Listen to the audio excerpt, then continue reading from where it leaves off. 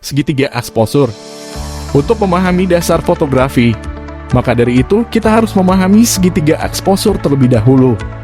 Segitiga exposure adalah istilah yang digunakan untuk 3 elemen dasar dari exposure, yaitu aperture, shutter speed, dan ISO.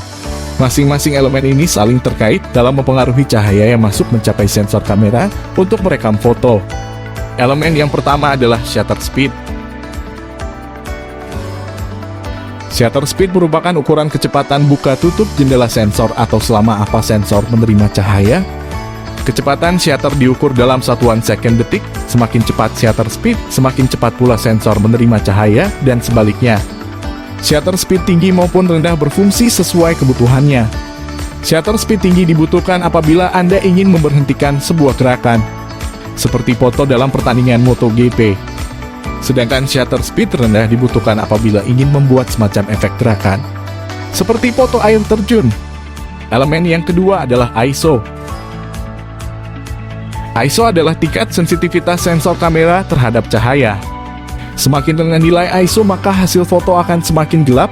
Sebaliknya, jika nilai ISO semakin tinggi, maka semakin terang foto yang dihasilkan. Namun apabila nilai ISO semakin tinggi, maka akan menghasilkan gambar yang banyak noise atau bintik hitam pada foto. Sedangkan semakin rendah nilai ISO, maka akan semakin jernih foto tersebut. Sehingga apabila mengambil gambar, diusahakan untuk mencari cahaya baik buatan ataupun alami atau cahaya matahari untuk tetap mengusahakan nilai ISO yang digunakan tetap rendah. Elemen yang ketiga adalah aperture atau diafragma. Aperture adalah lubang pada lensa, di mana melalui lubang tersebut cahaya akan masuk. Semakin besar aperture, semakin banyak cahaya yang masuk. Semakin kecil aperture, semakin sedikit cahaya yang masuk.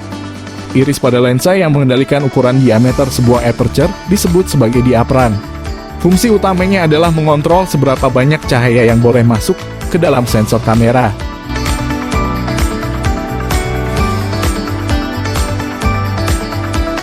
Jadi segitiga exposure itu bukanlah istilah tunggal, melainkan istilah yang lahir dari 3 elemen dasar pengaturan kamera.